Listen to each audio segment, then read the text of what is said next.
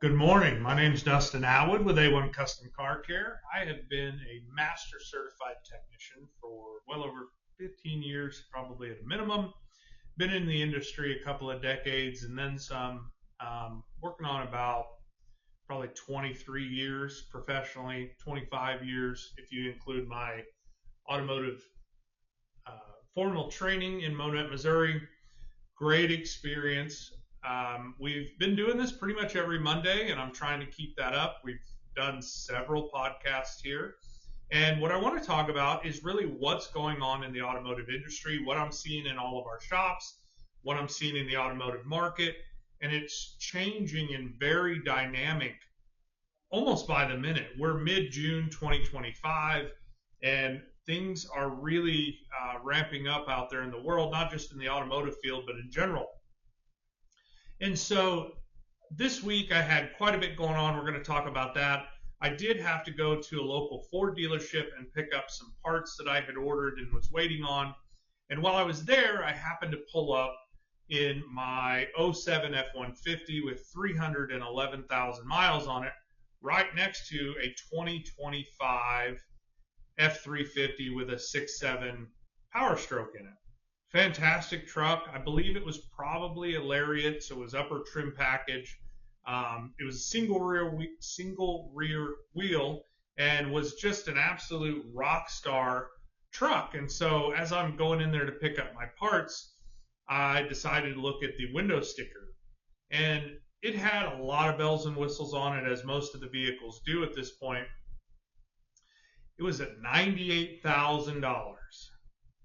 I was absolutely blown away, and I know that they're creeping up on that $100,000 mark and have surpassed it on certain trim packages, but that's just a crazy amount of money. I mean, you can look for homes still and find a pretty decent place for 100 grand. Now, 100 grand doesn't buy you as much as it used to, but that was a bunch of money. So I went in, I had bought camshafts, lifters, followers, timing chain, guides, tensioners, all factory Ford stuff for a 543 valve that you'll see some videos here on the channel about, that were breathing some life back into an older truck. Now, that was almost $3,000 worth of parts that I picked up for a truck that's, probably $5,000 to $7,000, somewhere in that range. And as I was picking up the parts, I'm like, holy cow, this is a ton of money to breathe into a, 20-year-old truck at this point. And so I grabbed my parts, I paid the parts guy, and I walked back out to my F-150 that I rehabbed a little over 5 years ago. And so I've done chains, I've done transmission, rebuilt the rear differential, gone through this truck pretty thoroughly. It fires right up, it drives me where I need to go. And so it really made me think that, that $3,000 worth of parts, that's actually a deal. And it's a lot of money to put into an older truck. However, when you think about the payment on those newer trucks, now I am comparing a half ton to a 1 ton. I understand there's a difference, but just conceptually, even a half ton truck, 60 to 70,000. So if I was comparing apples to apples, that $3,000 gets eaten up very quick in sales tax, the monthly payment, the increased insurance. I don't know about you guys, but my insurance has definitely taken a significant increase, even though I drive some older vehicles. And that $3,000, it wouldn't go very far towards a new truck. And I really enjoy driving vehicles that I've, been able to breathe some fresh life into and continue them for really many years later. Like I said, the one that I was happened to get into, and there's some early videos on the channel about it. It's a white 4-door Lariat F-150, and I have owned it on and off. I've actually owned it twice now for over 5 years. I rebuilt it 5 years ago. I was in a spot that I needed a bigger towing vehicle, so I traded it to a good buddy of mine for my first Duramax. I drove it for approximately 4 years, and I sold it and traded up to a little bit newer Duramax, which has been a wonderful truck. And then it worked out that I had a different vehicle that he wanted, and so I was able to swap and get it back. And I had really built that original F-150 for me as just kind of like my grocery getter, run the kids around, do light work when I didn't need to be driving the 1-ton. So it was an economic way for me to get some sweat equity and have a really good vehicle, still in great cosmetic shape. It's been well taken care of. I don't know that it was a one owner, but maybe I was the third-ish owner on it. But it had been cared for very well for pretty much all of its life. And so that's really what I've done for, my whole career, is try and make sure that folks get as many miles out of their vehicle as possible. There's a lot of big channels out there you can find, other shops doing YouTube, Marketplace, or I'm sorry, Facebook and TikTok and all that stuff. We're kind of working our way in the shallow end a little bit at a time. But that is the common theme out there, that if you'll take care and do a little bit of love, oil change, basic maintenance services, get your fluids changed, it really changes the life expectancy of your vehicle. And a lot of times the vehicles that I'm restoring mechanically, not necessarily cosmetically, they're vehicles that somebody has given up on. They ended up having a pretty significant mechanical issue, and they decided, hey, I'm going to go get a new car, truck, van, SUV, whatever it is. And so typically I end up picking them up and then, put them back out there.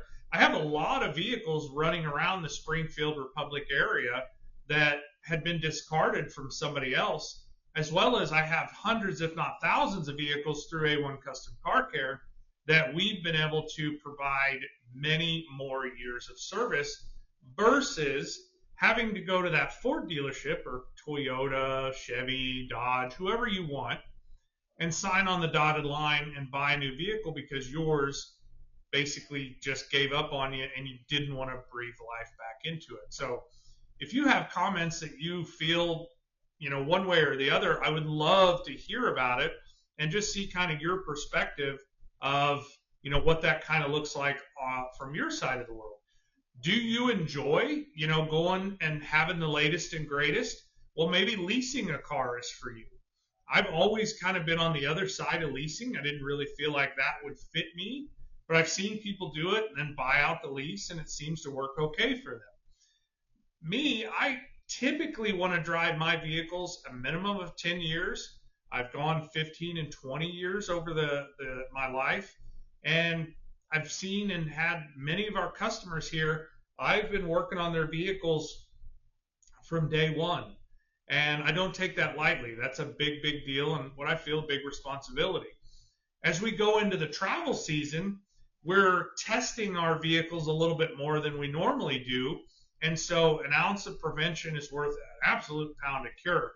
I don't know about you guys out there, if you've ever been broken down on the side of the road far from home, but that's a whole different level of experience. And that's really when people start to question the confidence of their vehicle. And that's what really, I guess, we're going to talk a lot about today as we get in about 8-9 minutes here. Do you have the confidence to get in your vehicle, hit the key, and go anywhere that you need to go, whether it's local or you get out, 200, 300, 400 miles from home? That's really where that weak point of the vehicle is going to show its ugly head more often than not. If it's not been cared for, if we have a weak link in there, you're going to get past that 100-mile mark and really, okay, now we're stressing it to the max. And if there is going to be a failure, you're typically going to see it there. There's tons of cars running around Springfield Republic that people keep local, and they'll do those 30, 40, 50-minute, 50-mile runs and really not have to work that hard. So this week, I ended up having to make a little bit of a trip. It was about 130 miles each direction, pulling a trailer and helping one of the kids move. And so not a big deal, but even before I left, I still went through a little bit of a checklist. We looked at fluids. We looked at washer fluid. That's one of the biggest ones that's very important to me, is I use washer fluid like it's going out of business. So all the rest of the fluids were good. I topped off the washer fluid.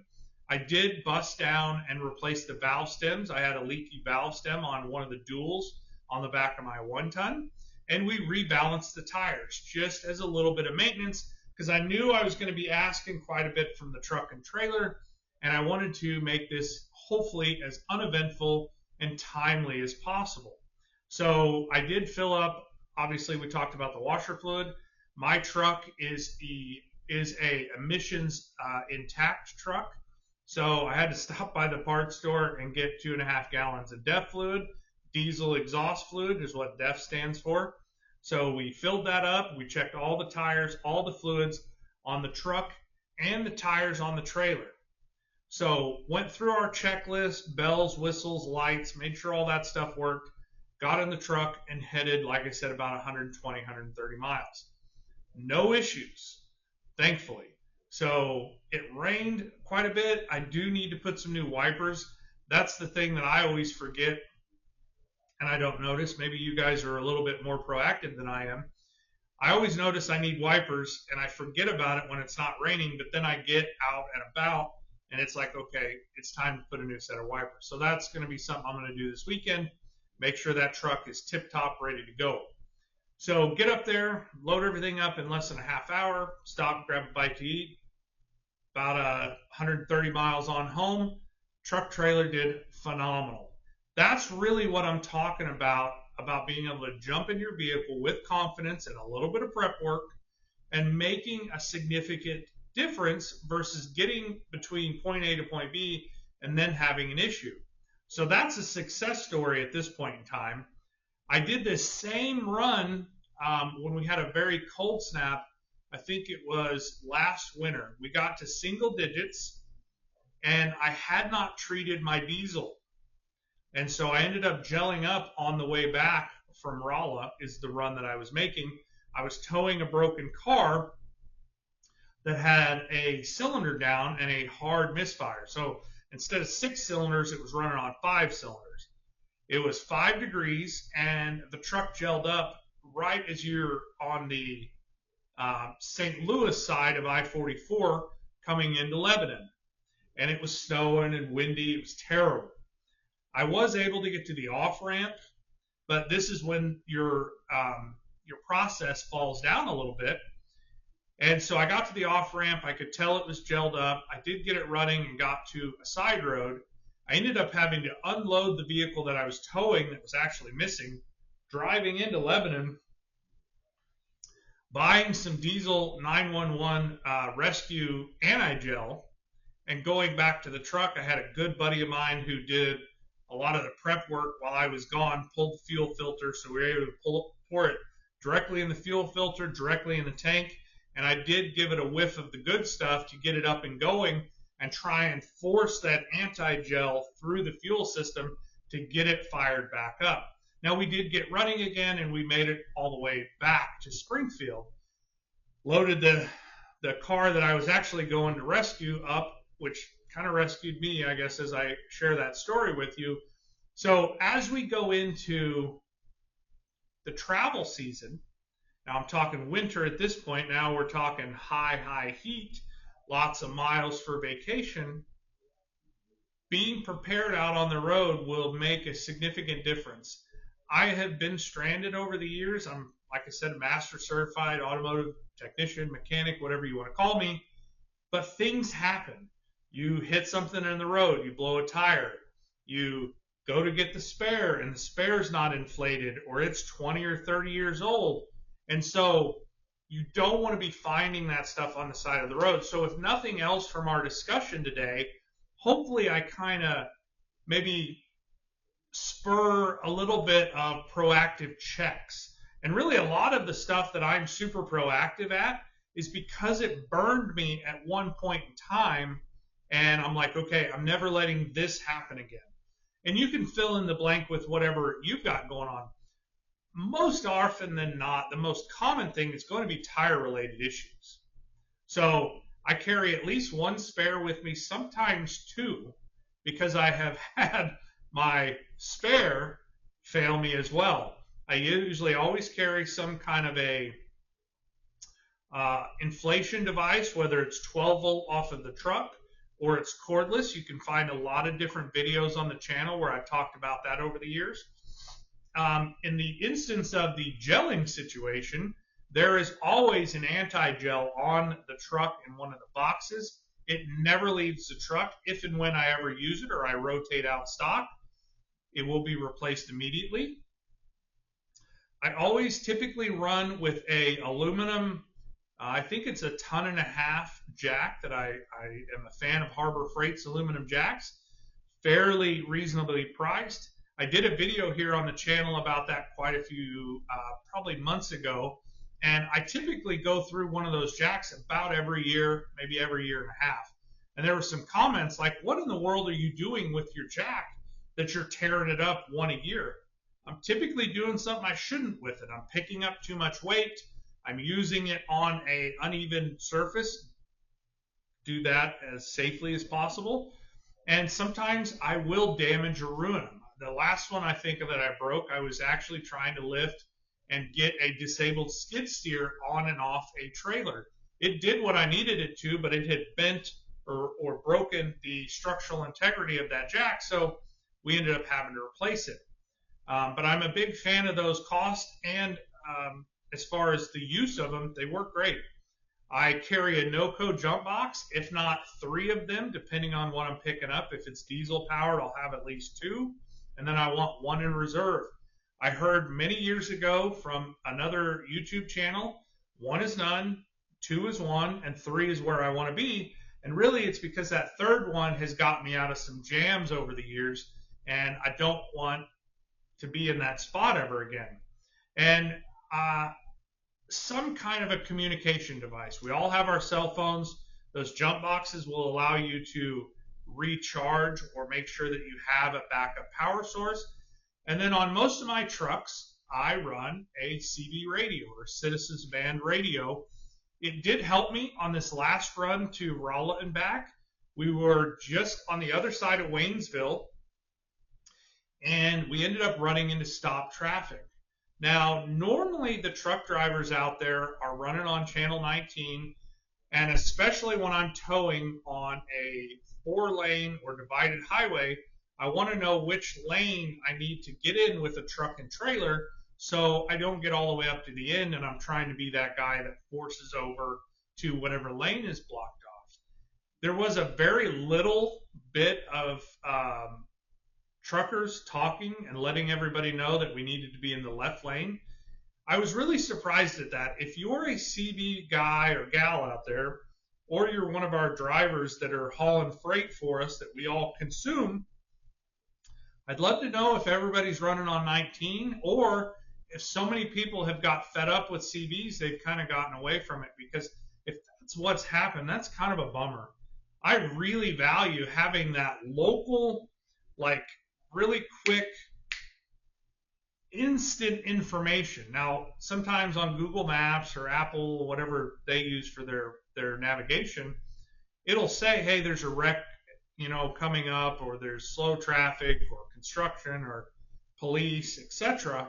But that CB being able to talk to in my case was westbound traffic as I was heading eastbound, to the driver that did finally come back and say what was going on, thank you. I happened to be in the correct left lane. But having the ability to save your own bacon, if you will, makes a big difference as you get out there on these travels for summer. As well as, I know folks, to round it back to buying a new vehicle, the people that I bought the F-150 from, they actually had a different truck. I ended up fixing it for them later, but they went on vacation out west. I'm not exactly sure. I think they were somewhere around Yellowstone, so a long ways from us. They ended up getting out west, having issues with an F-250 that they were towing their camper with. They ended up buying a truck when they were out there, leaving the truck there. The catalytic converters got stolen at the dealership, and they flew back out there, drove the truck back, and were able to make it back, got the repairs done when they were here, but they literally, we didn't pay the power bill apparently today. Now, this doggone office, and I need to just put a regular light switch in it. To my left over here, there's a motion activated light, and if I don't move enough or I'm in front of the screens here, it turns the light off. So, we'll pay the power bill later. Just bear with me. But he flies back out there. He gets his F-250. He's not pulling a camper, so he's able to drive it all the way back. But now they've had to buy a brand new truck while they're on vacation. So those things happen, and that's kind of gone through my mind over the years, that if I did break down, what would I do? Maybe I would be that guy and just go buy a new truck. I don't know. I don't want to have to really find out, to be honest. And if it ever happens, I'll share it here on the channel with you. But I don't want you guys to be broken down this summer if we can prevent it. So doing a little bit of a pre-trip inspection, as well as during the trip inspection, I don't know what you would call that. Every time I stop for fuel, I check the load. I check either the towing vehicle or the trailer that I'm towing. I put my hand on the sidewall of every tire as I go around the truck and trailer, as well as on the center hub. And if everything's cool, it should just be, cool as everything's okay, it should be warm to the touch. If you have a low tire, when you put your hand on it, now if the sun's beating on the sidewall of that tire, just understand and keep that in mind. But if you have a low tire, as you run around all of them, one of them will be hotter than the rest of them. So you're looking for the odd one out. As well as if you have a wheel bearing or a brake situation, and you kind of get on that hub, which is in the center, it's right around where your lug nuts go, that will be hotter. I'm always looking under the vehicle for any fluid leaks. I'm checking my gauges a lot of times, making sure that coolant temp's good. If I'm towing, I'm always monitoring the transmission temperature, the voltage coming out of the alternator, or the state of the charge of the battery and the alternator, engine coolant, warning lights, whether your check engine light's on, TPMS light, tire pressure monitor, any reduced power situations, all of that. It takes a lot to make sure that you're as proactive as possible, as well as if something does happen, what are you going to do? Are you watching for places to pull off in a safe area? Are you monitoring it that when it happens, maybe you can drive it just a little bit farther and get to an off-ramp versus being stuck on the side of the road, not driving it till it's completely devastated, whatever the failed component is. I'll share another brief story with you here.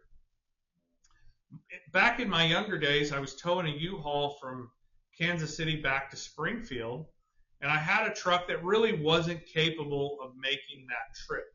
It was I think it was an 89 two-wheel drive extended cab Chevy pickup. Pretty sure it had a 350 in it. It was a really good truck, ran well, but I ended up coming back, and it actually built enough pressure that it pushed the front main seal, or the input seal, out of the transmission. And back in the day, I was driving vehicles that were absolutely terrible. Should have never made that trip. But I carried, I want to say it was 7 quarts of transmission fluid with me for this trip, along with coolant, power steering fluid, brake fluid, all the extra supplies. It was in a crate in the back of the truck. And so I pulled over immediately. I'm on the side of, I don't know if that's 71, whatever runs. I was around Nevada, running from Kansas City back towards Joplin, and then I was going to take I-44 back. And so I get out, it's smokes blown all over the exhaust, and I can see transmission fluid just pouring out of the torque converter area. So I shut the truck off. I get all the transmission fluid I can. I don't check the level. I don't do anything. I pour it all in there, and I'm able to make it to the off-ramp. And so I feel the tranny start to quit pulling. It's out of fluid. If you don't have fluid holding the clutches together, it's going to slip and you'll smoke the transmission. Well, I was probably 17 maybe. I sure didn't have any money to get a new transmission. So I get to the off ramp, I get out, I start walking. I'm a pretty good sized fella, and this very nice lady stops and says, "Hey, I see you're broke down. Can I give you a ride into town?" It was about 3 miles, and it was right at dusk. So I get into town. I get dropped off at a gas station. This was kind of before cell phones, I think. I might have had a very basic, like Nokia phone, the one that had the snake on it. I don't know if you guys remember that. If you do, let me know. I call my mom, I call my sister, and I call two friends of mine from Springfield. My mom and sister were in Kansas City, and my two friends were actually three friends, one in Aurora, two in Marionville.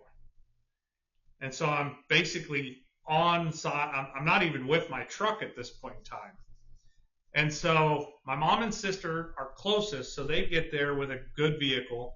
I buy all the transmission fluid that they have at this gas station. It was probably maybe 12 to 14 quarts. I go back to the truck. I pour, I think, 7 quarts in it, and I drive it just until I feel the transmission stop pulling, which got me about halfway to the gas station. And so I pull over, I pour every bit of the rest of the training fluid I have in it, and that gets me to the gas station. And it was a truck stop, so it was 24 hours. So we're sitting in a booth. One of my friends loaned a car trailer, and the other two brought their trucks, and one towed the trailer up here to pick up the U-Haul and tow it back and pick up the disabled truck that I've got. And by now it's probably like 10 or 11 o'clock. So they make it there. We unhook everything. One hooks to the U-Haul. They had a flat on the way up. I had to change the flat. Got there to me. I owe all of these people big time, by the way. I know this is story time, but maybe it'll help give you an idea. God forbid, maybe prevent you from breakdown, or if you do, maybe you hear something in the story and it gets you out of a spot. I'm driving because my buddy that came up there with me, he's got to work in a few hours. We borrowed the trailer from one friend. Two friends show up. We're towing back. I get almost to Mount Vernon, Missouri, where the guardrails are, and we blow a tire on the trailer. My best buddy is sleeping in the passenger seat. I'm driving his truck, towing my other friend's trailer and my truck on there, and I almost lose the whole thing. Went into the guardrails, and the truck just absolutely gets completely loose. Thankfully, it was probably like 2 o'clock in the morning. There was no traffic. I end up being able to save it. Had I had trailer brakes on the trailer, that probably would have helped me. But thank the Lord, I didn't wreck my friend's truck, my other friend's trailer, and then my truck all at the same time at 2 a.m. in the morning. We put the spare on.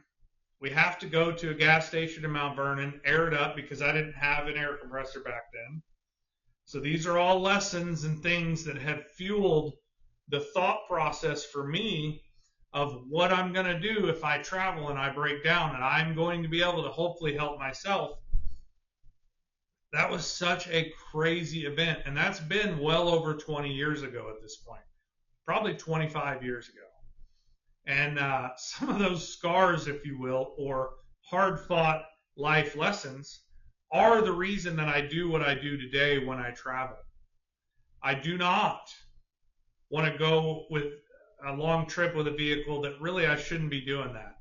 I want to make sure the tires are in good shape. I want to make sure that if they're not and I have an issue, I can inflate them no matter where I'm at. So if you have some experiences like I talked about today, I would love to hear about them. If you have some lessons or some things that I didn't talk about that you should be carrying on your vehicle, let me know about them. If you think this is absolutely some of the craziest stuff that you've heard, and I know there's crazier stories out there, let me know in the comments. But thanks for hanging out with me every Monday. I'm going to keep this up, and I look forward to seeing you in the shops.